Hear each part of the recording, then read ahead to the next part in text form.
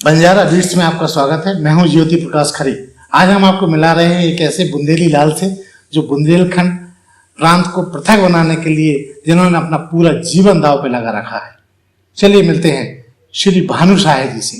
नमस्कार भानु जी। जी नमस्कार। भानु जी, आज हमारे दर्शकों को आप अपनी पूरी आज तक की यात्रा वृत्तांत बताइए। इस पायदान पर आप कैसे पहुंचे और कहाँ से आपकी शुरुआत हुई? देखिए, जब मैं डिग्री कॉलेज का स्टूडेंट हुआ करता था तो यहाँ शंकरलाल मल्होत्रा जी उस समय बुंदेलखंड मुक्ति मोर्चा चलाते थे।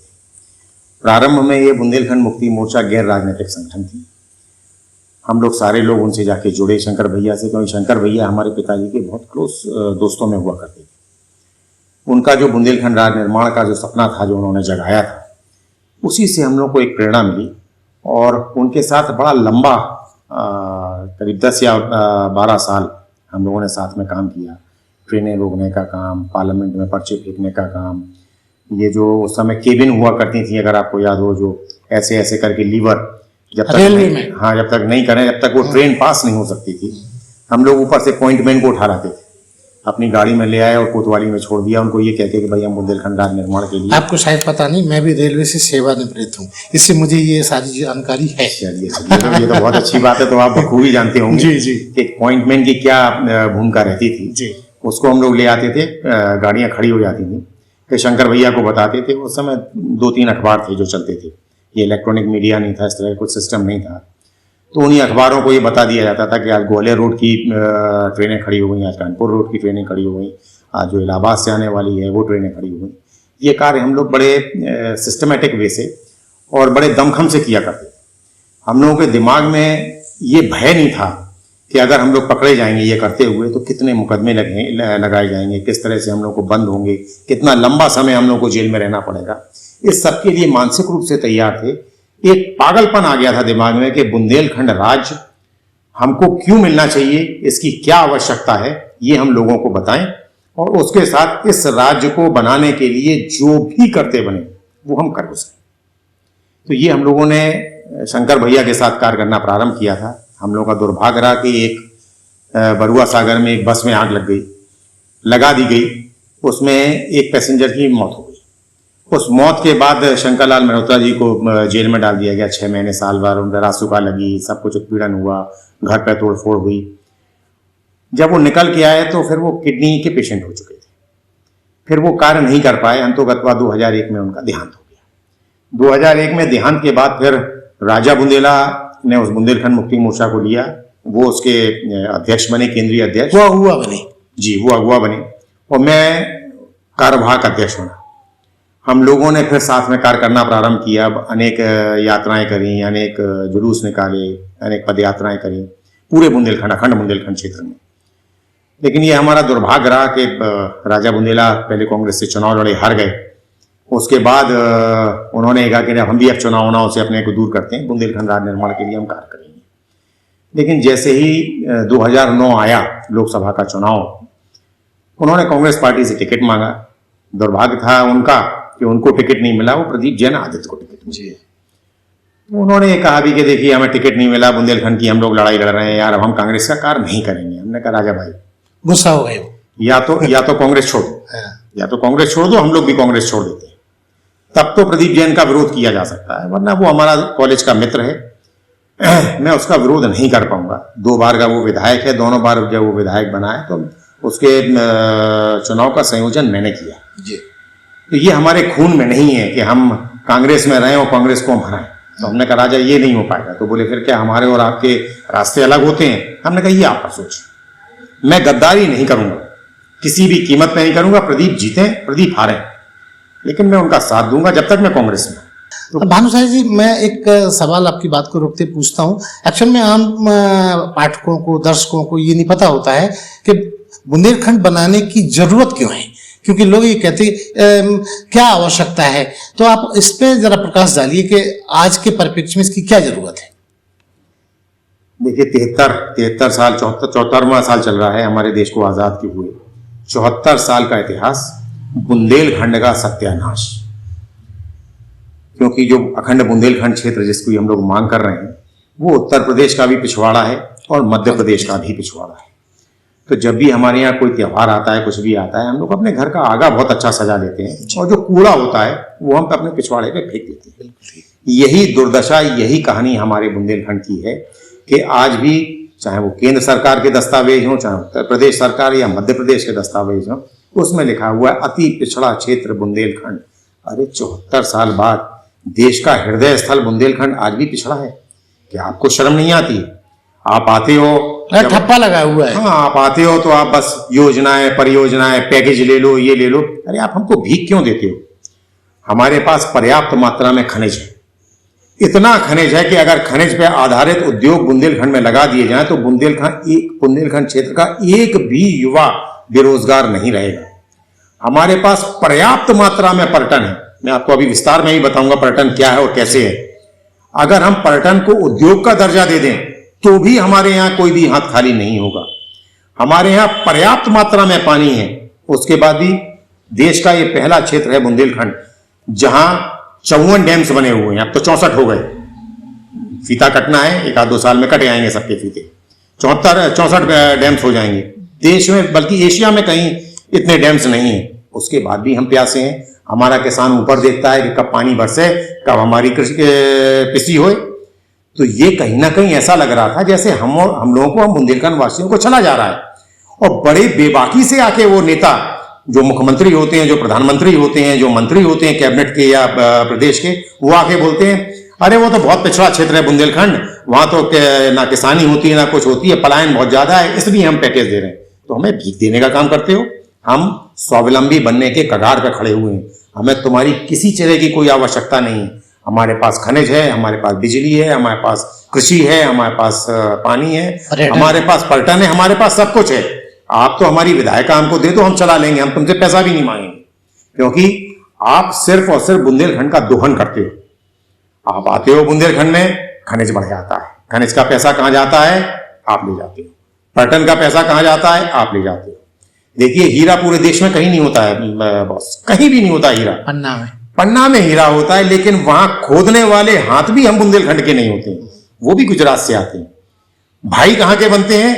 मेहुल भाई, अब चलिए मैं उनका नाम नहीं ले रहा हूं, सॉरी, जो भी, ए भाई, बी भाई, सी भाई, ये सब गुजरात के बनते हैं, क्योंकि हीरा तराशा वहां जाता है, वहां से हीरा बिकता है, खुदता हमारे यहां से। हमारे यहां रोजगार भी नहीं मिलता है, रोजगार भी उनके लोगों को मिलता है। ऐसा दोहन क्यों सहे? बुंदेलखंड राज बनाने की आवश्यकता इसी बात की है सिर्फ कि जो लगातार 74 साल से हम बुंदेलियों को सिर्फ खिलौना पकड़ा दिया जाता है, अब वो बर्दाश्त नहीं होगा। अगर आने वाली पीढ़ी को हमको कहीं ना कहीं स्वर्णिम काल तक ले जाना है, तो जिस तरह से हम कहते हैं कि देश सोने की चिड़िया हुआ करता था, हाँ, बुंदेलखंड को बना दो, 10 साल में हम खुद सोने की चिड़िया हो जाएंगे। हमारा एक भी व्यक्ति जो 33% से 40% तक पलायन करके मजदूरी करने जाता हो, भी आपने देखा होगा कोरोना काल में कितना मजदूर वापस आया और किस दुर्दशा से वापस आया। कहीं ना कहीं छाती फटती है देख के कि हमारा भाई है जो आज पैदल चला रहा है दिल्ली से, उसके लिए वाहन तक उपलब्ध नहीं करा पाई ये सरकारें, निर्लज्ज सरकारें। इस कारण हम लोगों ने ये सोचा कि भाई हमारे पास सब कुछ है, जब हमारे पास साधन हमारे हैं, सब कुछ है, तो हमारा बुंदेलखंड हमारे पास होना चाहिए। और ये नई मांग नहीं है खरे साहब, मैं आपको बता दूं, जब हमारा देश आज़ाद हुआ और जब छोटे राज्यों का विलीनीकरण हुआ, विलीनीकरण मतलब जब नेहरू जी ने और पटेल साहब ने जो छोटी रियासतें थीं उनको भारत गणराज्य में मिलाने का कार्य प्रारंभ किया, तो बुंदेलखंड क्षेत्र की जो 35 रियासतें थीं, उन्होंने साशर्त एक संधि करी कि हम इस शर्त पर दस्तखत कर रहे हैं कि हमारा जो भूभाग है उसको आप प्रांत के रूप में हमको देंगे। इसमें सहमति हुई और हमको 12 मार्च 1948 को बुंदेलखंड राज्य मिला। ये बिंद प्रदेश के नाम से इकाई बनाई गई, उसमें 2 इकाइयां हुई, एक बुंदेलखंड, एक बघेलखंड। जो बुंदेलखंड की इकाई थी उसके कामता प्रसाद सक्सेना जी उसके मुख्यमंत्री बने, और नौगांव, छतरपुर में नौगांव, वो इसकी राजधानी बनाई गई। लेकिन हमारे साथ छलावा हुआ। 4 महीने हमारा बुंदेलखंड इकाई रही, फिर हमारी इकाई को खत्म करके हमको बिंद प्रदेश में मिला दिया गया। जब हमको बिंद प्रदेश में मिलाया गया, तब जो उत्तर प्रदेश के भाग के 10 राजा हुआ करते थे जिन्होंने इस पर संधि पे दस्तखत किए थे, उन्होंने कहा नहीं, हम बिंद प्रदेश के साथ जाना नहीं चाहते, आप हमको वापस करें। तो उनको वापस कर दिया गया। बिंद प्रदेश की इकाई अपनी चलती रही, और ये जो 10 राजाओं ने वापस दिया था, तो ये उत्तर प्रदेश में इनको उस समय मिला दिया गया। उस समय मिला दिया गया। जिले नहीं बने थे, राज्य मिला दिए गए, जिले तो बनना प्रारंभ हुए थे। तो जब हमको समाप्त किया गया तभी ओछा नरेश वीर सिंह जूदेव जी ने ये बात उठाई थी कि भाई हमारा राज था, पहले छत्रसाल साहब के समय से बुंदेलखंड राज्य बना चला आ रहा है, ये आप हमको समाप्त कैसे कर सकते हैं। तो नेहरू जी ने और पटेल साहब ने उनको समझाया कि भाई अभी अभी हमारा देश आज़ाद हुआ है, अभी रुक जाइए, अभी ये समय नहीं है कि हम संघर्ष करें, किसी बात पे कोई वाद विवाद करें, थोड़ा समय रुक जाइए, हम सब करते हैं। लेकिन उन्होंने कुछ किया नहीं। फिर विश्वनाथ शर्मा जी ने 1970 के दशक में बुंदेलखंड एकीकरण समिति बनाई जी। इस बुंदेलखंड एकीकरण समिति में उन्होंने आंदोलन तो ज़्यादा नहीं किए, लेकिन प्रचार और प्रसार और जनजागरण बहुत ज़्यादा किया। उस समय उन्होंने 3 लाख मेंबर्स बनाए थे पूरे बुंदेलखंड के, अखंड बुंदेलखंड में। ये एक बहुत बड़ा कार्य था विश्वनाथ शर्मा साहब का। उन्होंने इस चीज़ को आगे बढ़ाया, जनजागरण करते रहे। तब नौगांव में रहा करते थे शंकरलाल मेहरोत्रा जी, उनकी वहीं एक फैक्ट्री भी हुआ करती थी। उन्होंने नौगांव से फिर बुंदेलखंड मुक्ति मोर्चा गठन किया उन्होंने। और जब उन्होंने बुंदेलखंड मुक्ति मोर्चा गठन किया तो ये एक्चुअली बुंदेलखंड राज्य निर्माण का जो बड़ा आंदोलन शुरू हुआ, उग्र आंदोलन जो शुरू हुआ और जो पार्लियामेंट तक पहुंचा, ये नौगांव से जो शुरू हुआ है, वहाँ से प्रारंभ हुआ है। शंकरलाल मेहरोत्रा जी ने लक्ष्मी नारायण नायक जो उस समय सांसद हुआ करते थे, मदन मानव जी, मानवेंद्र सिंह जी, पन्ना महाराज, मुन्ना राजा बसारी जी, ब्रजेंद्र राठौर साहब, विट्ठल भाई पटेल साहब, देवी राजा जी, कुसमुड़िया जी और उमा भारती जी, इन सबको जोड़कर बुंदेलखंड का कार्य प्रारंभ किया था इन्होंने। उमा भारती इसमें सम्मिलित रही थी उस समय। अच्छा, उमा भारती का आपने चर्चा किया तो ये भी मैं आपसे जानना चाहूँगा कि एक पिछले कुछ 2-4-3 साल पहले इन्होंने एक घोषणा की थी कि अगर हमारी सरकार आ जाएगी तो हम बुंदेलखंड पृथक राज्य का दर्जा तुरंत दिलाएंगे। वो क्या कहानी थी? खरे साहब, इन्होंने घोषणा नहीं की थी, इन्होंने वादा किया था।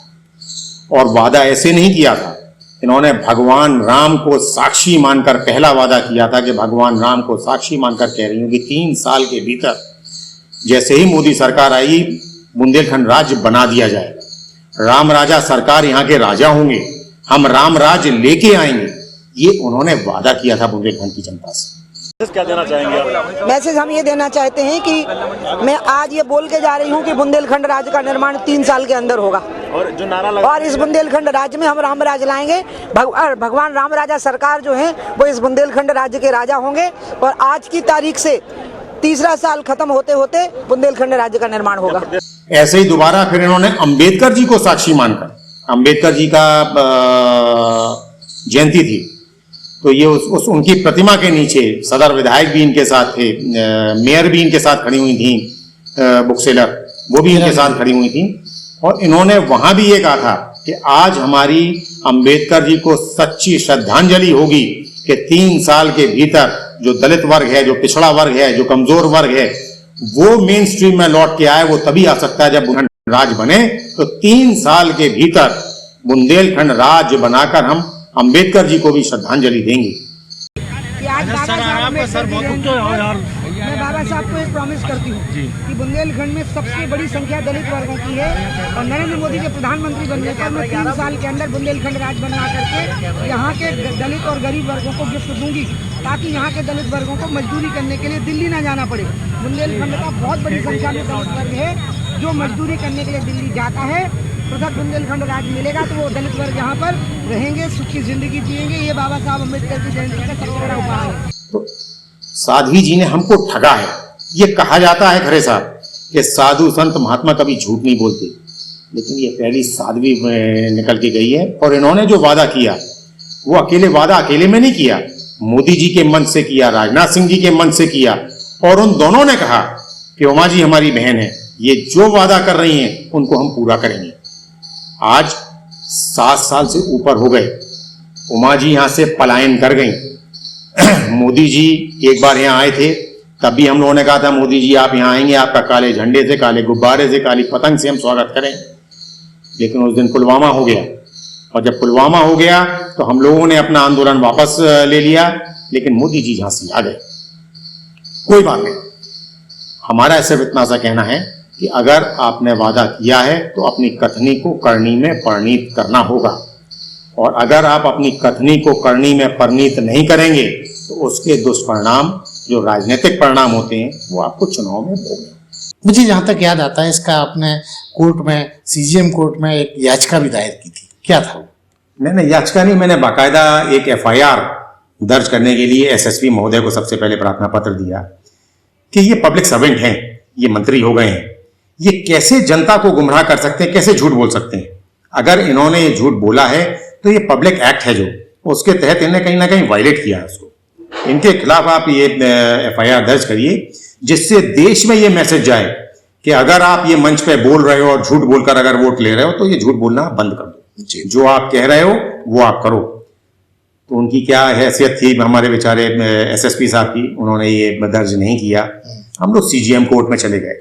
जब सीजीएम कोर्ट में चले गए तो पूरे का पूरा भारतीय जनता पार्टी का महकमा सीजीएम कोर्ट के जाके उन्हें दबाव बनाया, और सीजीएम साहब ने हमारे प्रार्थना पत्र को निरस्त करते हुए हम पे उल्टा 2000 का जुर्माना लगा दिया। अच्छा। ये पहली बार हुआ। सीजीएम ने कभी किसी के ऊपर जुर्माना नहीं लगाया, लेकिन मेरे ऊपर उन्होंने जुर्माना लगाया। उसके बाद हमने कोई बात नहीं, आप जुर्माना लगा लिए, हम हाई कोर्ट और सुप्रीम कोर्ट तक जाएंगे। हमारी अभी भी वो एफआईआर की जो 156 में हम गए थे वो डीजे के यहाँ लंबित है। जैसे ये कोरोना काल के बाद फिर से कार्य प्रारंभ होगा, हम फिर से प्रयास करेंगे। उमा भारती जी मंत्री रहें ना रहें, लेकिन उन्होंने अगर ये गलती की है, उन्होंने झूठ बोला है, उन्होंने हमको गुमराह करके हमारे वोट लिए हैं, तो उनके खिलाफ एफआईआर होना चाहिए। भानु जी, देखा गया है कि मैं आपको फेसबुक पर देखता रहता हूँ, आप बहुत सारी पोस्टिंग करते हैं तो लोग ताल ठोक के लिखते हैं, भानु जी आप संघर्ष करो, हम आपके साथ हैं, बुंदेलखंड की जय हो। तो क्या आपको लगता है कि फेसबुक की इस सोशल मीडिया के प्लेटफॉर्म पे इस तरह का आंदोलन करके बुंदेलखंड हम ले पाएंगे? नहीं सर, और ऐसे लोग सचमुच साथ देते हैं आपका? ये सर एक माध्यम हो गया है अब सोशल मीडिया अपनी बात तक लोगों को पहुंचाने का और मानसिक रूप से उनको अपने साथ जोड़ने का। 100% हम कोई भी पोस्ट डालते हैं तो उसमें सबसे ज्यादा लोग जय बुंदेलखंड लिख के अपनी बात खत्म कर देते हैं, या कुछ ये लिखते हैं कि आप संघर्ष करो, हम आपके साथ हैं। हमारा उल्टा कहना है जी, आप निकल के बाहर आइए, आप संघर्ष करिए, हम आपके साथ हैं। देखिए, बुंदेलखंड का जो क्षेत्र है वो बहुत गरीब है, हमारे यहाँ पैसे का बहुत बड़ा अभाव है। जिनके पास पैसा है वो कहीं ना कहीं राजपूत होते हैं। राजपूत से मतलब उनकी जाति राजपूत नहीं, जो भी राज हो वो उसके पूत हो जाते हैं। आज सपा किया जाए वो सपा के साथ कार्य करने लगते हैं, आज भाजपा किया भाजपा के साथ कर रहे हैं। कल मौका परस्त लोग ज्यादा हैं, वो मौका परस्त लोग हैं, वो पैसे वाले लोग मौका परस्त हैं पूरे के पूरे। और हम और आप जैसे जो लोग हैं मध्यम वर्गीय, वो बेचारे वो पप्पू की चड्डी और मुन्नी की किताब में लगे रहते हैं। उनके पास पैसा नहीं है, वो उसी में अपना जुड़े रहते हैं कि इतना पैसा हो जाए कि हमारे बच्चे पढ़ पाएं, हम ढंग से खाना खा पाएं। और जो उसके नीचे वाला जो वर्ग है, जो रोज कुआं खोद के अपना चूल्हा जलाता है, उसके साथ ये परेशानी है, कहीं धोखे से अगर एक मुकदमा लिख जाएगा तो हमें छुड़ाएगा कौन, हमारी पैरवी कौन करेगा? तो वो डरा हुआ है। इसलिए कहीं ना कहीं ये शुरू में ऐसा लगता था कि लोग बाहर नहीं निकलेंगे, लेकिन ये हमारा सौभाग्य है, बुंदेलखंड राज निर्माण के आंदोलन का सौभाग्य है कि जो लोग निकलकर सामने आ रहे हैं वो कहीं ना कहीं अपने सर पर कफन बांध के आ रहे हैं। हम लोगों ने 56 पुतले बॉस फूके हैं झांसी में, एक ही समय में प्रधानमंत्री का, गृह मंत्री राजनाथ सिंह जी का, और उमा भारती उस समय मंत्री थी क्योंकि झूठ बोल के भागी थी। हम लोग पुतले इसलिए फूकते थे कि तुम्हारा वादा तुमको याद दिला दें। हम पुतले तुम्हारे फूक रहे हैं, अपना वादा तुम पूरा नहीं कर रहे। कप्तान साहब ने और डीएम साहब ने हम लोग को बुलाया कि देखिए योगी का राज आ गया है, अब आप पुतला फूकने का अपना क्रम बंद कर दिए, क्योंकि योगी के राज में मोदी का पुतला नहीं फूक सकता है जी।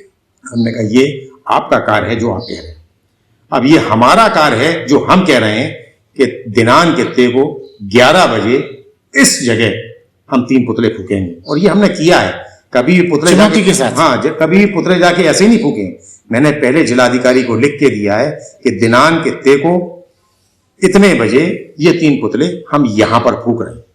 वज्र वाहन लगाए गए, पीएसी लगाई गई, रैपिड एक्शन की जो फोर्स होती है उस तरह की फोर्स लगाई गई, पूरी छावनी बना दिया गया जो पंडित चौराहा कचहरी के बगल में है, उसके बाद भी लगातार ये क्रम, हम हर 3 महीने में पुतले फूकने का कार्य करते थे, ये क्रम हमारा जारी रहा। एक बार सिर्फ ये एक पुतला हमसे छीन पाए, अदरवाइज हमने बराबर, क्योंकि जो लोग जो युवा अब निकल कर आया है, तो उसने अपने, मैं फिर से दोहरा रहा हूं, अपने सर पे कफन मान लिया है। हम तैयार हैं यार, तुम्हें लाठी मारना हो तुम लाठी मारो, तुम्हें गोली मारना हो तुम गोली मारो, हम पुतला फूक कर रहेंगे। और हमने पुतले फूके, हम लोग पीछे नहीं हटे। तो कहीं ना कहीं अब जो लोग जुड़ रहे हैं वो जुनूनी है। अभी हम लोगों ने एक मध्य प्रदेश के ओरछा, सबसे पहले ओरछा एक स्कूटर रैली लेके गए। तो जब हम लोग झांसी से चले तो दिमाग में ये था कि 100-150 स्कूटर हम लोग ले लें, वहां से अगर 2-4-5 जुड़ जाएंगे तो हमारी एक संख्या बढ़ जाएगी और हमें लगेगा कुछ लोग जुड़ रहे हैं। लेकिन जैसे ही हम ओरछा बॉर्डर पे पहुंचे और बॉर्डर पर हमने देखा तो वहां तो हम तो 100 ही गाड़ी लेके यहां से गए थे, वहां तो 200-250 गाड़ियां पहले से खड़ी हुई थी। तो पहले हमें लगा ये लोग कहां से आए। अपना क्रम हमने आगे बढ़ाया, राम राजा सरकार के दर्शन करे और वहीं ये घोषणा कर दी कि बुंदेलखंड राज निर्माण की राजधानी चिते हमारे राजा राम राजा के रूप में विराजे हैं, अब ओरछा को ही बनाना पड़ेगा। कसम राम की खाते हैं, राजधानी ओरछा बनवाएंगे। जैसे ही ये हमने घोषणा करी, वहां ऐसा लग रहा था जैसे जब राम मंदिर के लिए जिस तरह से लोग हाथ उठाकर और चिल्लाया करते थे, इस तरह का एकदम उत्साह आ गया लोगों के अंदर, ऊर्जा आ गई, उत्साह आ गया। जब ज्ञापन यापन का कार्यक्रम खत्म हो गया तो फिर वहीं के लोगों ने एक भोजन की व्यवस्था करी थी हम लोग की। जब हम लोग जाके भोजन के लिए एक उसमें बैठे तो हमने ये पूछा, हमने कहा भाई इतने लोग कहाँ से आए हो आप लोग अचानक? तो उन्होंने बताया कि ओरछा से लगभग आप ये मान लीजिए कि हर 2 घर छोड़ एक घर से एक गाड़ी आपके साथ है। पृथ्वीपुर से गाड़ी आई है, निवाड़ी से गाड़ी आई है। बाकी हम लोगों ने क्योंकि मना कर दिया था कि अगला जो हमारा ज्ञापन होगा हम यहाँ से जाएंगे दतिया में भी यही हुआ। हम यहाँ से 50-60 गाड़ी लेके गए, वहां से 300-400 गाड़ी। ये आपको अब बुंदेलखंड में कम से कम यूथ का बहुत बड़ा सहयोग मिल रहा है। 100% यूथ इसलिए निकल कर बाहर आ रहा है क्योंकि यूथ को अब समझ में आ गया है कि अगर हमारा कहीं भविष्य बचा है तो वो पृथक बुंदेलखंड राज के साथ है। अच्छा भानु जी, अभी हाल ही में एक खबर वायरल हुई है, आपने देखा भी होगा, फेसबुक पे भी है, कि वो प्रयागराज को राजधानी बनाएंगे। इधर आप कह रहे हैं कि ओरछा को बनाएंगे, तो क्या इसका मतलब निकाला जाए? देखिए, शुद्ध रूप से ये 2 साल पहले 18 में ये बहुत ज़्यादा वायरल हुई थी चीज़। आखिर में जब हम लोगों ने मालूम किया तो ये एक टेस्टिंग रिपोर्ट है कांग्रेस सरकार की, और सरकार से संबंधित वो जो संगठन है जो उनके साथ कार्य करते हैं जी, जिसमें RSS प्रमुख है, उनने ये टेस्ट करने का प्रयास किया था कि उत्तर प्रदेश की मुख्यमंत्री मायावती जी ने एक प्रस्ताव पारित करके भेजा था कि उत्तर प्रदेश को 4 टुकड़ों में बांट दिया जाए। तो क्योंकि उनका प्रस्ताव लंबित है, हमें बहुत ज्यादा मेहनत नहीं करना पड़ेगी, हम इसकी टेस्ट कर लें कि अगर प्रयागराज को हम राजधानी बना दें, कानपुर मंडल को, मिर्जापुर को इसके साथ जोड़ दें और जो बुंदेलखंड है उसको हम जोड़ें, तो ये एक राज्य बन सकता है। इसी तरह से पूर्वांचल को 26 सीटों में डाल दें, 26 तक हम बुंदेलखंड को ले जाएं, 26 तक मध्य जो आजकल उत्तर प्रदेश है वो बना रहे, और बाकी जो भाग है वो वृहद दिल्ली के साथ जोड़ दें। ये इनका इसको हम षड्यंत्र शब्द बोल रहे हैं। इन्होंने एक षड्यंत्र रचने का प्रयास किया और उन्होंने इस खबर को वायरल किया। जब ये वायरल, आप ये कैसे कह सकते कि ये काम गवर्नमेंट का है? हाँ, ये मैं इसलिए बता रहा हूं आपको। ये सबसे पहले खबर जब आई थी तो ये लखनऊ से आई थी हम लोग के पास, और वो भी लखनऊ से पत्रकारों, और वो भी बड़े पत्रकारों के तहत आई थी हम लोग के पास। तो जब ये आई, जब हम लोगों ने भरसक अपना जो भी हम लोगों का सामर्थ्य था उतना विरोध, 2018 की 2018 जब हम लोगों ने इसका विरोध किया, और विरोध सिर्फ झांसी नहीं हुआ, अखंड बुंदेलखंड में इसका विरोध हुआ। हर जिले से ज्ञापन दिए गए, हर जिले में प्रदर्शन किए गए, हर जिले में काले झंडे लेके लोग निकले कि ये हमें बर्दाश्त नहीं है। ये मुद्दा रोक दिया गया। अभी पुनः योगी जी मिलने गए 2 दिन के लिए मोदी जी से, राजनाथ सिंह जी से, नड्डा जी से, और जिनसे भी मिलके आए, उनकी पार्टी का मामला है, जिनसे मिलके आए वो जैसे ही लखनऊ लौटे तो फिर लखनऊ के ही पत्रकारों ने फिर इसको वायरल कर दिया। और जब इस बार वायरल किया तो थोड़ा सा हम लोगों को एंगल बदल कर इन्हें वायरल किया, ये समझाने का प्रयास किया कि मोदी जी अलर्ट हो गए हैं योगी जी के बढ़ते हुए कद से, इसलिए अब उनकी कहीं ना कहीं ये परिस्थितियां बन गई हैं कि अब उनको उत्तर प्रदेश का बंटवारा करना पड़ेगा अगर ऊपर अपने आप को सरवाइव करना है। जी, हो भी सकता है, ये नहीं भी हो सकता है। इस तरह के अनेक आर्टिकल्स, जो बड़े आपके पत्रकार होते हैं आर्टिकल लिखने वाले, अनेक आर्टिकल्स लिखेगा। ये लखनऊ से, ये भोपाल से लिखा गया, ये उत्तराखंड से लिखा गया, ये दिल्ली से लिखा गया, ये लगातार चल रहे हैं और अभी भी आ रहे हैं। लेकिन हम लोगों ने कहा ये योगी जी क्या सोच रहे हैं, मोदी क्या सोच रहे हैं, इससे हमको लेना देना नहीं। भानु शाह जी क्या सोच रहे हैं? हम लोगों का शुद्ध कहना यह है कि ना तो प्रयागराज, कानपुर और मिर्जापुर से हमारी भाषा मिलती है, ना हमारा रहन सहन मिलता है, ना हमारा खाना मिलता है, ना हमारी संस्कृति मिलती है। ये कदापि हम बुंदेलियों को बर्दाश्त नहीं होगा। अखंड बुंदेलखंड के अलावा हम ना किसी चीज पे झुकेंगे और ना ही किसी चीज को हम बर्दाश्त करेंगे। अगर धोखे से भी आपने ये कार्य करने का प्रयास अपने मन में भी लाया तो आप ये पक्का समझ लिए कि आगामी आने वाले चुनाव में आप यहां अपनी पार्टी की सीटें तलाश रहे होंगे कि ये सूपा कैसे साफ हो गया, लोग चले कहां गए। क्योंकि अब जब से हम लोगों ने ये प्रतिज्ञा ली है कि कसम राम की खाते हैं राजधानी ओरछा बनवाएंगे, तब से हम लोगों ने 20,000 कैसा इस तरह के, इसको हम लोग वैसे कलावा कहते हैं, लेकिन ओरछा के राम मंदिर में क्योंकि इनको पुजवाया गया है तो ये राम बंधन है। ये राम बंधन खरे साहब हम आपकी भी कलाई पे बांधेंगे। आपकी कलाई पे बांधते हुए हम आपसे कहेंगे कि खरे साहब आपको राम को कॉल है, आपको राम की सौगंध है और आपको जिस भूमि पर आपके पैर रखे हुए हैं इसकी आन बान और शान की सौगंध है कि जिनने हमारे साथ वादा खिलाफी की है या जो हमारे अस्तित्व के साथ खिलवाड़ कर रहे हैं उन्हें आप नेस्तानेबूद कर दीजिए, उनका सूपड़ा आप साफ कर दिए। किसको जिता रहे हो, किसको वोट दे रहे हो, किसको लेके आ रहे हो, ये आप सोचो। लेकिन ये जो हरकत हमारे बुंदेलखंड के साथ करने आए हैं लोग, इनको हटा। भानु जी, जैसा कि आपने अपना पूरा सर्वस्व जीवन इसमें समर्पित कर दिया है, आपने कुछ एक प्रतिज्ञाएं भी की हैं, वो भी हमारे दर्शकों को आज उल्लेख कीजिए।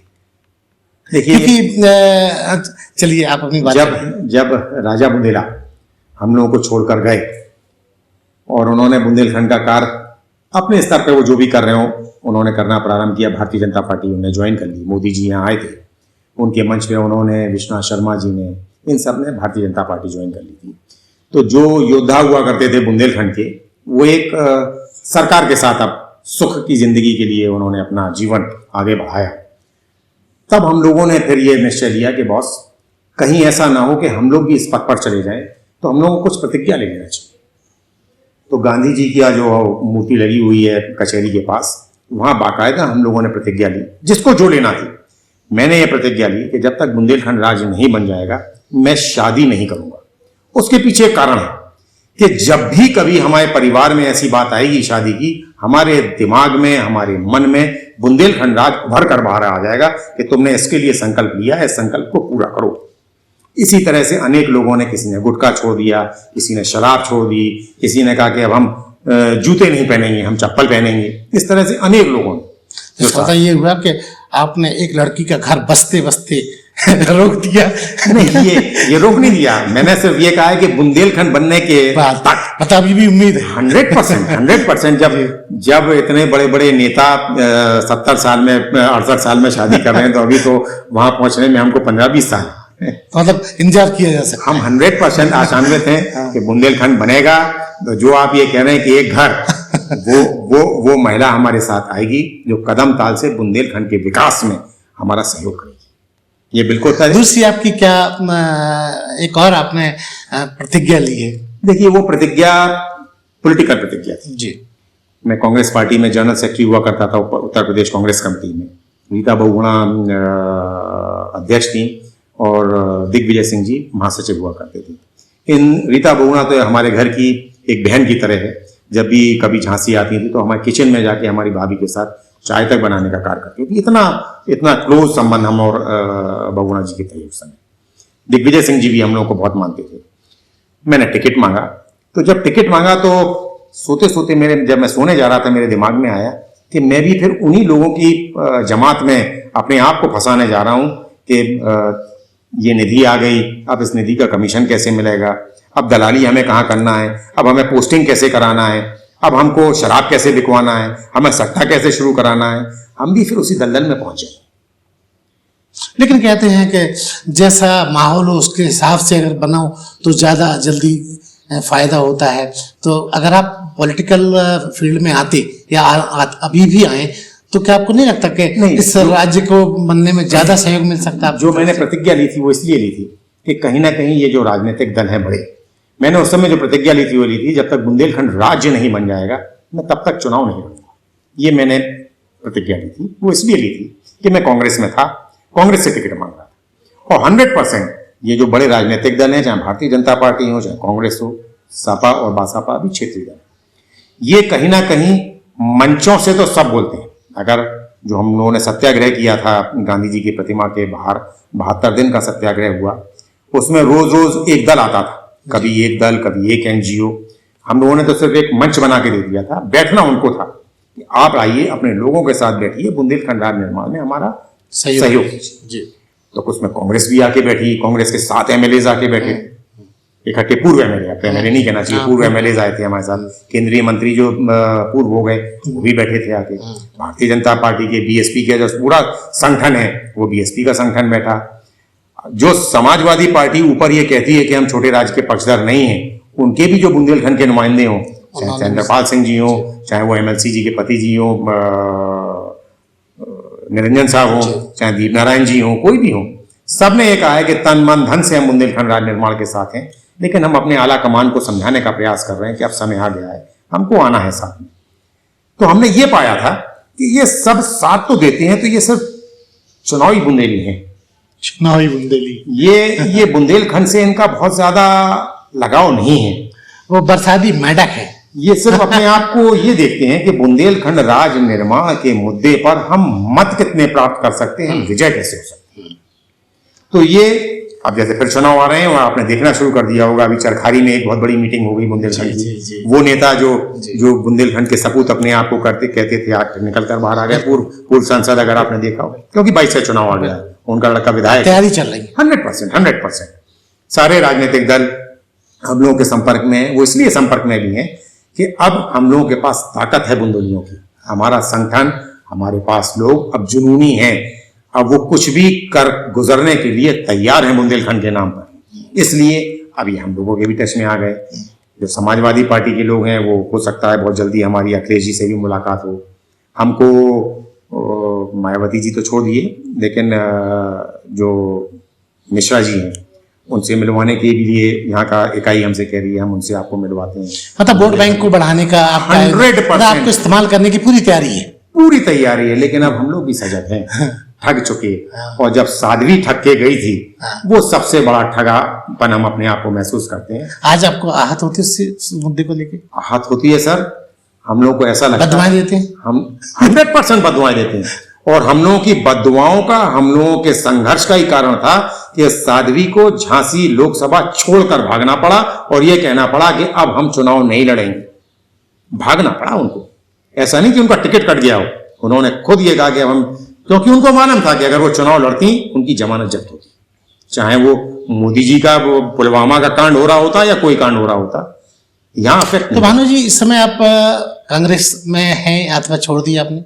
नहीं, मैंने अपने आप को कांग्रेस की सक्रिय राजनीति से बिल्कुल अलग कर दिया है, बिल्कुल अलग कर दिया। हाँ, मानसिक रूप से मैं कांग्रेसी आज हूँ और हो सकता आगे भी रहूं, क्योंकि मैंने बड़ा प्रयास किया था कांग्रेस में। खरे साहब, एक जो प्रांतीय अधिवेशन होते हैं राजनीतिक दलों के, उसी में प्रस्ताव जाते हैं कि वो संगठन कहाँ खड़ा होना चाहता है।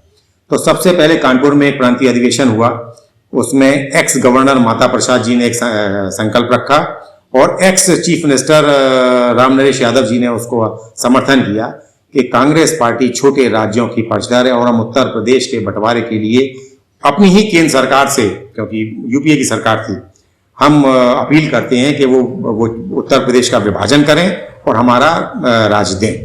ये पहली बार हुआ, तब भी सोनिया गांधी जी और राहुल गांधी जी मंच पे थे। दूसरी बार फिर वाराणसी में ये प्रांतीय सम्मेलन हुआ, उसमें फिर ये प्रस्ताव आया और उस प्रस्ताव को केंद्रीय मंत्री सलमान खुर्शीद जी ने रखा और केंद्रीय मंत्री बेनी प्रसाद वर्मा जी ने उसको सेकंड किया। ये भी राहुल जी और सोनिया गांधी के समक्ष प्रस्ताव पारित हुआ कि अब उत्तर प्रदेश का विभाजन कर देना चाहिए, केंद्र सरकार हमारी है और हमारी मांग है कि आप उनसे रखें। जो 2012 का कांग्रेस का घोषणा पत्र आया, उसके अंतिम पृष्ठ पर फिर यह लिखा हुआ है कि कांग्रेस छोटे राज्यों की पक्षधर है और हमारी ये मांग है और हमारी सरकार अगर उत्तर प्रदेश में बनती है तो हम प्रस्ताव पारित करेंगे और हम केंद्र सरकार से ये मांग करेंगे। अब ये कांग्रेस के तहत हम लोगों का दुर्भाग्य रहा कि कांग्रेस उत्तर प्रदेश में अब कहीं है ही नहीं। तो अब हम वो सपना सोचें कि अब वो कब वो सरकार में कब 9 मन तेल होगा, कब राधा नाचेगी। अब तो वो कहानी कांग्रेस के साथ हो गई। तो अब वो सारी चीजें अभी हमारे लिए गौड़ है। अब भारतीय जनता पार्टी वाले कहते हैं कि हम तो छोटे राज्यों के पक्षधर हैं, हमने 3 राज्य बनाए।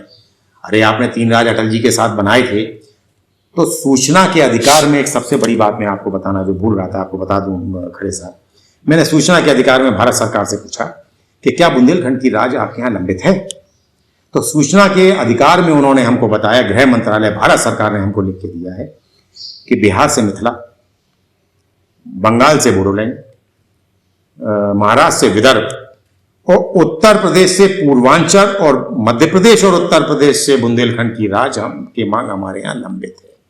इसका मतलब कहीं ना कहीं हम उस गलियारे में बैठे हुए हैं जहां से बुंदेलखंड बनना है। अब फिर वही प्रश्न आगे फिर खड़ा हो जाता है कि राजनीतिक दल अपना नफा और नुकसान देखते हैं। जब उनको ये लगने लगेगा कि ये बुंदेली अब हमको नुकसान पहुंचा सकते हैं, वो हमें राजनीति, जिसके लिए अब हम लोग भी आगे जो कार्य योजना अभी मैं आपको बताऊंगा, जो हम लोग कार्य योजना बना चुके हैं और 2 साल लगातार 2 साल से कोरोना का दंश झेलते हुए हम लोग घर में बंद रहे, फिर भी हम लोगों ने ज्ञापन भी दिए, प्रदर्शन भी किए, जब भी थोड़ा मौका मिला स्कूटर रैली निकाली, मशाल जुलूस फिर भी निकाले हम लोग।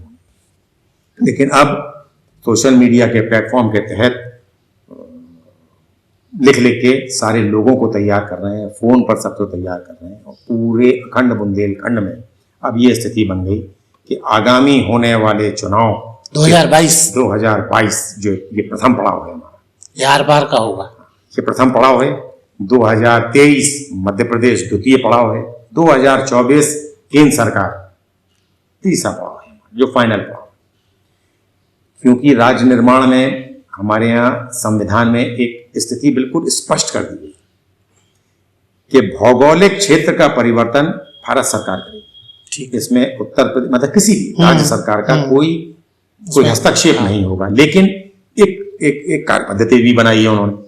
तो यदि इस समय हम खरे साहब आपसे बात कर रहे हैं, इस समय अगर देश की कैबिनेट ये प्रस्ताव पारित कर दे कि अमुक क्षेत्रफल का हमने बुंदेलखंड बना दिया है जी, तो बुंदेलखंड अस्तित्व में आ जाएगा जी। अब 15 दिन के भीतर वो कैबिनेट जो प्रस्ताव पारित हुआ है वो राष्ट्रपति जी के पास जाएगा जी। राष्ट्रपति जी उसको फिर 15 दिन के भीतर, ये संविधान में है सब, 15 दिन के भीतर उसको संबंधित सरकार के पास राय शुमारी के लिए भेज देगी। क्या आप तैयार हैं या आप इसका विरोध कर रहे हैं जी।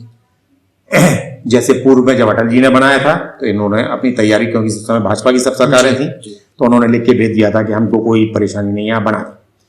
लेकिन जब अभी यूपीए की सरकार थी और जब तेलंगाना बना था तो आंध्र प्रदेश की सरकार ने तो प्रस्ताव अपने आप पारित करा दिया था कि हम नहीं चाहते हैं कि हमारा बंटवारा हो जी। उसके बाद में कैबिनेट ने देखा कि हमें तेलंगाना बनाना है, उन्होंने ये भेजा जी।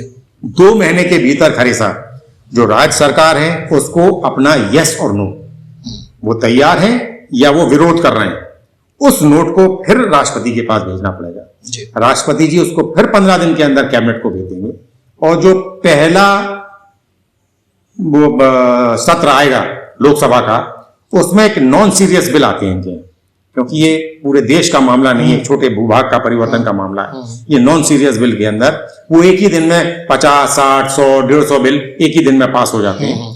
ये उन बिल की श्रृंखला में उसमें रख दिया जाएगा और जैसे ही सदन इस पर मोहर लगाएगा कि ये इतने प्रस्ताव पारित हो गए, उसमें राज्य निर्माण का भी प्रस्ताव है, हम अस्तित्व में आ जाएंगे, हमारी विधायिका मिल जाएगी। फिर चुनाव आयोग का कार्य प्रारंभ हो जाएगा कि 6 महीने के भीतर हमारे चुनाव कराओ, हमारा मुख्यमंत्री चुनो, ये कार्य पद्धति। तो 22 का चुनाव इसलिए हमारे लिए अहम है, महत्वपूर्ण है कि फिलहाल बुंदेलखंड, जो उत्तर प्रदेश के बुंदेलखंड का क्षेत्र है, उसमें पूरे विधायक और पूरे सांसद भारतीय जनता पार्टी के हैं, जिसकी केंद्र में सरकार है, जिसकी उत्तर प्रदेश में सरकार है।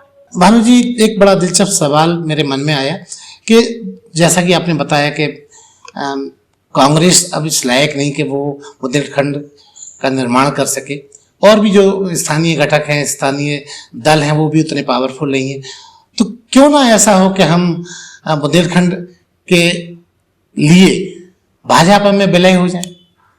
देखिए, बिल्कुल 100% आप ये बिल्कुल ठीक बात कह रहे हैं। देखिए, सबसे पहले कांग्रेस की बात बता दें, उन्होंने भी छल किया था, सिर्फ अकेले अपने उसमें ले आए थे झांसी। अगर आपको याद हो, 2.5 दिन राहुल गांधी जी सर्किट हाउस में रहे थे। दिग्विजय सिंह जी ने इसी सर्किट हाउस में घोषणा की थी आप पत्रकार बंधुओं के सामने कि यहां से जाने के बाद प्रथम कार्य हमारा होगा कि हम राज्य पुनर्गठन आयोग द्वितीय लाकर बुंदेलखंड राज्य निर्माण बनाने का कार्य करेंगे। लेकिन जैसे ही ये दिल्ली पहुंचे, मुलायम सिंह जी के 34 सांसद हुआ करते थे, यूपीए की सरकार थी, उन्होंने कहा हम अपने सांसदों को वापस लेते हैं। इन्होंने कहा हमारी सरकार गिर जाएगी, ये ठप हो गए। भारतीय जनता पार्टी की तरफ से देखिए, जो प्रधानमंत्री योगी जी हैं, मोदी जी हैं, और राजनाथ सिंह जी के मंच पे कहा था उमा भारती जी ने कि 3 साल के भीतर बुंदेलखंड बनवा देंगे। और इन दोनों नेताओं ने कहा था कि उमा जी हमारी बहन है, ये जो भी वादा कर रही हैं इसको पूरा कराने का तो हम यहां घोषणा कर ही रहे हैं। इसके अलावा भी जो जनता चाहेगी हम वो भी पूरा करेंगे, आप हमारा साथ दो। हम बुंदेलियों ने खुले दिल से इनका साथ दिया। और भी कई कारण हो सकते हैं जो वो गिनाएंगे, लेकिन जो हम लोगों का गिनाने का कारण है वो शुद्ध रूप से पृथक बुंदेलखंड राज के तहत हम आज ये पुनः आकर कह दें कि हमने जो वादा किया था और उसको हम पूरा करने जा रहे हैं। और आज आके घोषणा कर दें कि हम कैबिनेट नोट लेके आते हैं, हम कोई भी ऐसी चीज जिससे हम लोगों को ये लगे कि आप ईमानदारी से हमारे साथ निकल के आए, घोषणा करके नहीं, वादा करके नहीं, क्योंकि ये तो हम चल चुके हैं। 100% भारतीय जनता पार्टी हो, कोई और दल हो, पूरे के पूरे घटक संगठन जो बुंदेलखंड राज्य निर्माण की बात कर रहे हैं, ये मैं कह रहा हूं आपके माध्यम से, सारे उस दल के साथ चल जाए। तो भारतीय जनता पार्टी घोषणा तो करे आके। हमारा सपना अखंड बुंदेलखंड है, हमारा सपना किसी राजनीतिक दल में जाके कार्य करने का नहीं, और ना ही हम ये चाहेंगे हम कहीं जाके कार्य करें। लेकिन जो दल निकल कर बाहर आ रहा है, कह रहा है हम बुंदेलखंड के साथ हैं, हम बुंदेलखंडी उसके साथ।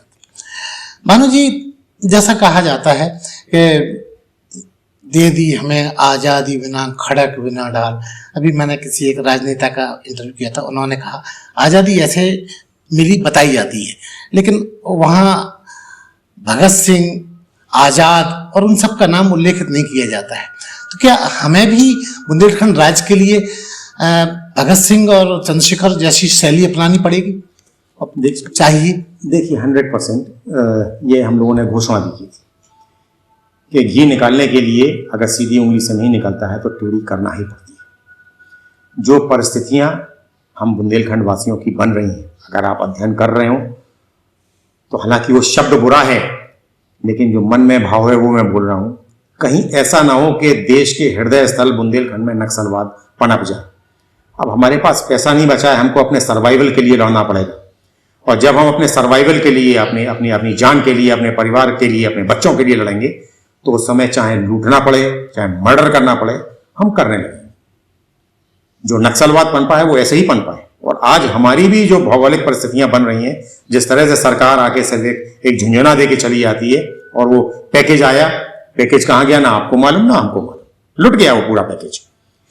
हाँ, मुझे याद आया, आपने आरटीआई इसके लिए आपने उसमें उल्लेख किया था कि भारतीय जनता पार्टी, समाजवादी पार्टी और बसपा ने देश बुंदेलखंड को लूटा है, ऐसा आपने एक आरटीआई किया था।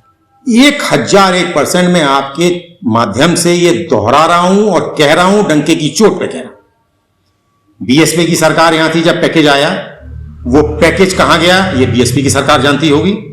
सपा की सरकार आई जब ये पैकेज उत्तर प्रदेश में चल रहा था, लगातार आमरण अनशन किए हम लोगों ने, लगातार प्रयास किए कि भाई ये पैकेज कहां जा रहा है। एक एफआईआर करने गए थे, अगर आपको याद हो, कि 11 कुएं चोरी हो गए। तो कप्तान साहब ने हमसे कहा था ये चोरी कैसे हो सकते हैं कुएं। हमने कहा मान्यवर, कागजों में कुएं बन गए, पैसा निकल गया, उस भूमि पर उस नंबर पे कुआं है ही नहीं, तो चोरी तो इसका मतलब कुआं चोरी हो गया है कहीं ना कहीं। जी। ऐसे ही मध्य प्रदेश में भारतीय जनता पार्टी की सरकार थी, इन तीनों ने मिलकर इस पैकेज को लूटा है, खाया है। कहीं ना कहीं यूपीए की सरकार भी इससे बच नहीं सकती। मैंने उनसे भी बड़ा आग्रह किया था चिट्ठी लिख के प्रधानमंत्री को, मेरे पास चिट्ठी आई थी उनकी भी कि आपका पत्र प्राप्त हुआ, इसमें कार्रवाई की जा सकती है। भानु जी, जैसा कि मुझे पता है बहुत सारे लोग दिल्ली राज्य को बनाने की योजना बना रहे हैं, बनाते हैं, काम कर रहे हैं, तो क्या ऐसा नहीं हो सकता कि सब एक छाते के नीचे आ जाएं तो इससे और संगठन मजबूत हो सकता है सारा? नहीं, बिल्कुल इस पर गौर फरमाना ही चाहिए। बहुत पहले, ऐसे करीब 15-20 साल पहले एक ये पहल हुई थी, इसमें विश्वनाथ शर्मा जी बुंदेलखंड एकीकरण समिति, बुंदेलखंड मुक्ति मोर्चा की तरफ से राजा बुंदेला गए थे। बादशाह सिंह जी उस समय मंत्री नहीं बने थे, वो भी एक इंसाफ सेना अपना बुंदेलखंड के लिए चला रहे थे। ऐसे गंगा चंद राजपूत जी एक्स MP हो गए थे, MP खत्म हुए थे, वो भी बुंदेलखंड राज्य निर्माण के लिए कार्य कर रहे थे। ये सब इकट्ठे हुए और इन्होंने भी ये प्रयास प्रारंभ किया था, लेकिन उनका तो कार्य इसलिए टूट गया था, वही चारों सब नेता थे बड़े बड़े। अब झंडा कौन, वो छाता किसके हाथ में हो, नेता कौन बने? तो कोई भी वर्चस्व की लड़ाई, हाँ, कोई भी किसी को नेता नहीं कबूल करना चाहता था, इसलिए इन्होंने ऐसा किया और ये अलग हो गए। अब जो संगठन कार्य कर रहे हैं उसमें बाबूलाल तिवारी जी जो बुंदेलखंड मुक्ति मोर्चा चला रहे हैं, सत्येंद्र पाल जी जो बुंदेलखंड क्रांति दल चला रहे हैं, अरुण सिंह चंदेल जो बुंदेलखंड विकास दल चला रहे हैं, टीटू कपूर जी जो बुंदेलखंड इंसाफ सेना चला रहे हैं, भानु सहाय जो बुंदेलखंड निर्माण मोर्चा चला रहे हैं, एक त्रिपाठी लड़का अमित त्रिपाठी जो बुंदेली राज्य कैसे बने वो चला रहे हैं, एक बुंदेलखंड क्रांति सेना है, एक बुंदेलखंड क्रांति दल है। ऐसे लगभग 9 या 10 गैर राजनीतिक और राजनीतिक संगठन हम लोग इकट्ठे हुए और हम लोगों ने इकट्ठे होकर 72 दिन का एक सत्याग्रह, और उस सत्याग्रह में ये दायित्व दे दिया गया कि मंडे ये संगठन या ये घटक का दिन है, ट्यूसडे इसका दिन है, वेडनेसडे इसका दिन है, ऐसे सबको मौका दे दिया। अब आप अपने दिन में या तो स्वयं सत्याग्रह पे अपने लोगों के साथ बैठे या किसी NGO को आप प्रेरित करें कि वो निकल कर बाहर आए और सत्याग्रह में आपका पार्ट बने। ये 72 दिन हम लोग ने किया, बहुत अच्छी तरह से किया।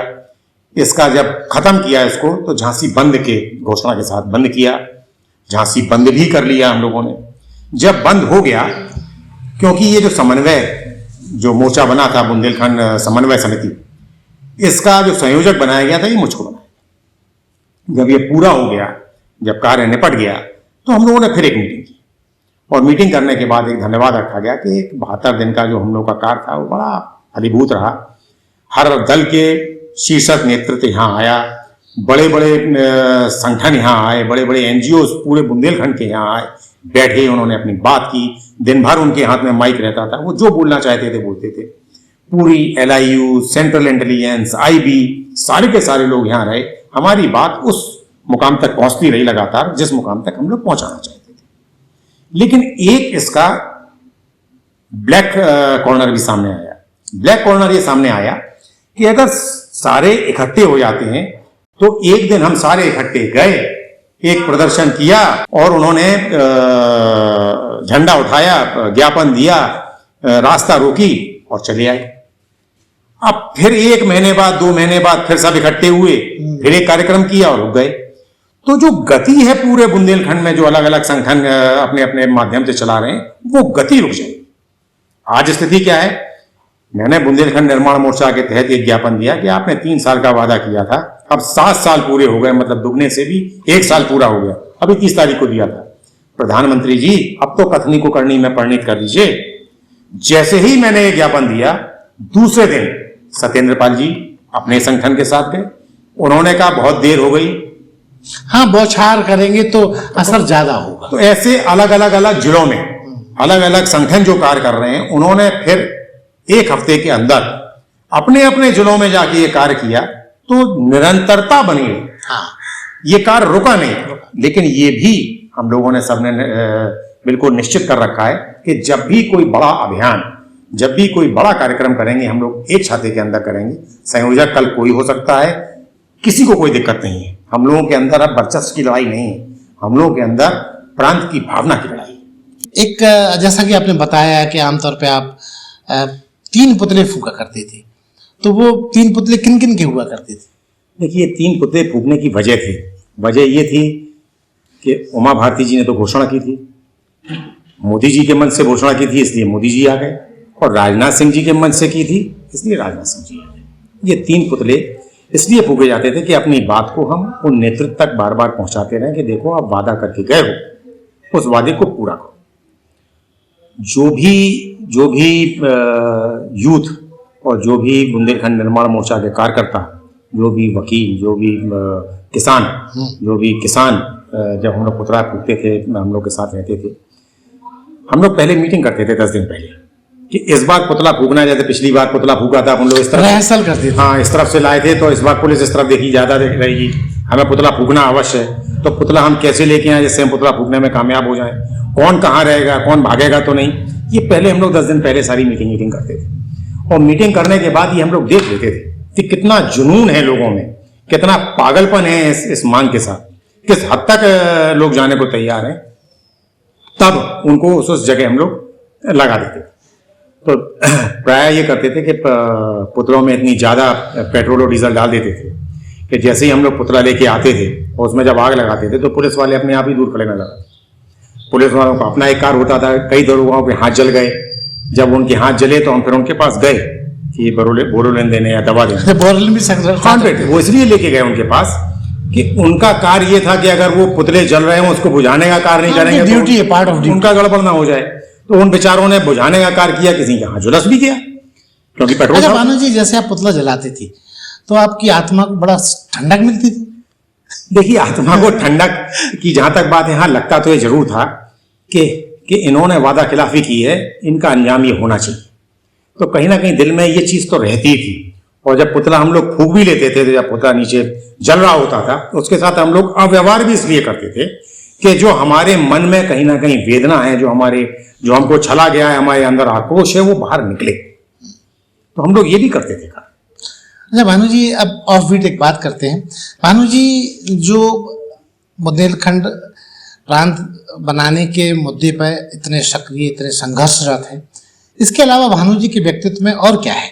भानु जी के और शौक क्या है बुंदेलखंड पालने के अलावा?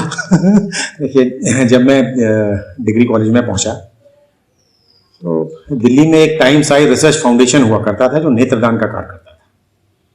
हम टाइम्स आई रिसर्च फाउंडेशन गए, हमने देखा नेत्रदान क्या होता है, कैसे होता है, इससे लाभ क्या है।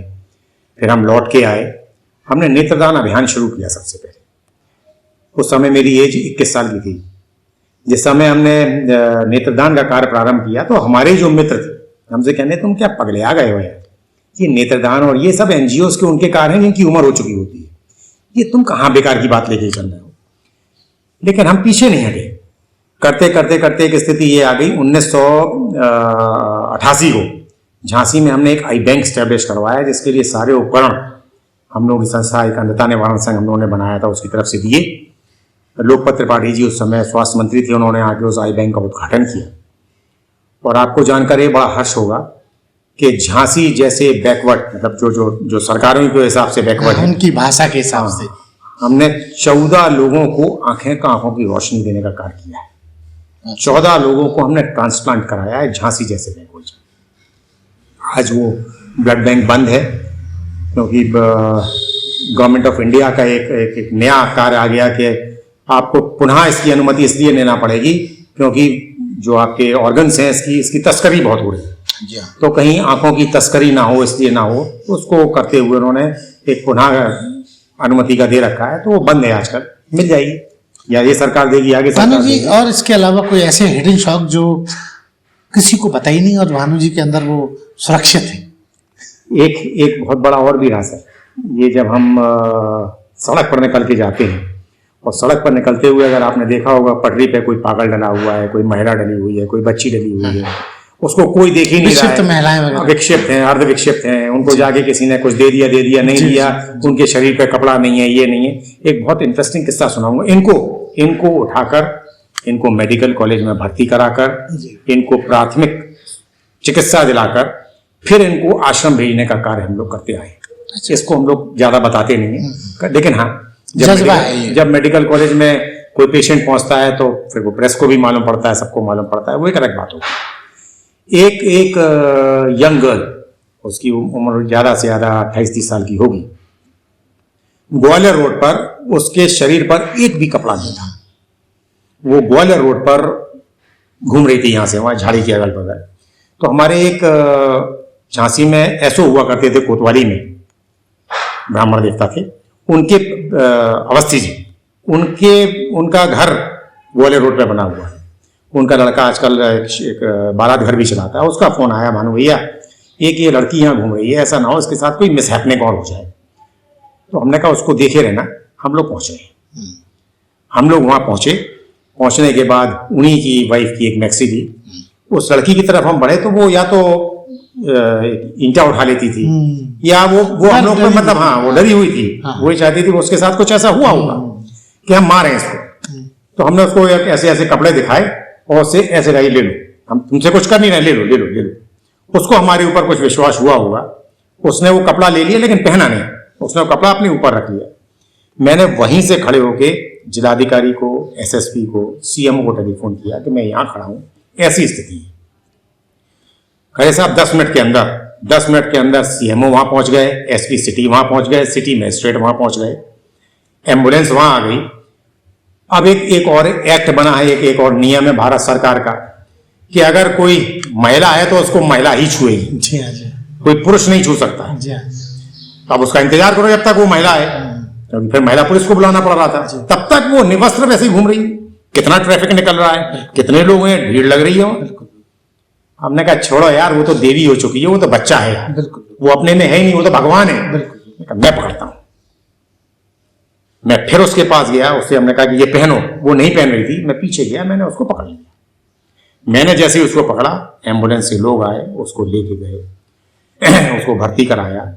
आज वो पहले उसको मदर टेरेसा होम पहुंचाया था, अब वो पोंगल चैरिटेबल ट्रस्ट में है। अच्छा अच्छा और पोंगल चैरिटेबल ट्रस्ट जो पंजाब में है, वहां से मेरे पास 22 लोगों को भेज चुके हैं।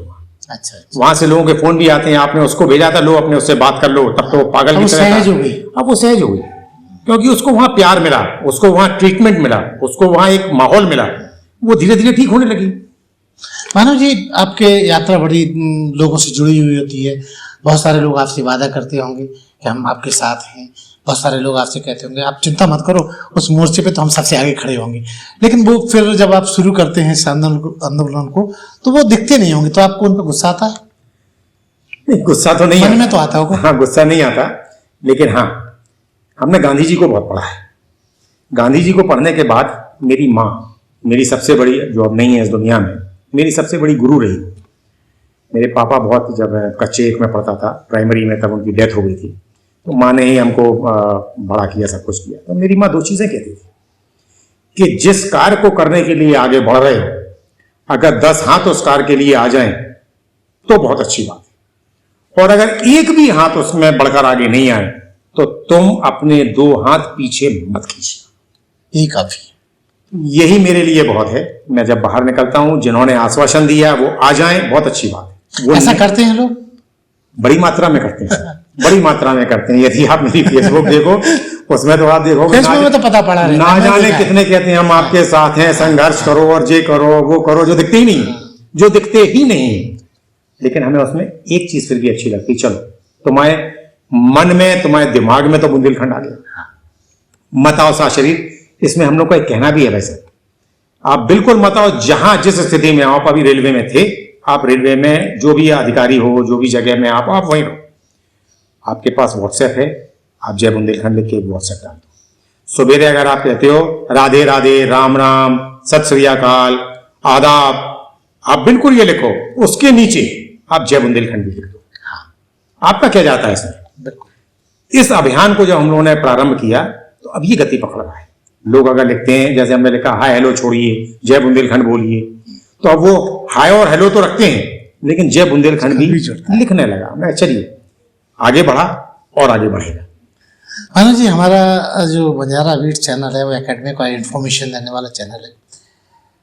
क्योंकि बुंदेलखंड को आप रिप्रेजेंट्स कर रहे हैं, हम भी बुंदेलखंडी ही हैं, तो आप हमारे बुंदेलखंडी या और अन्य दर्शकों को अपने माध्यम से क्या संदेश देना चाहेंगे?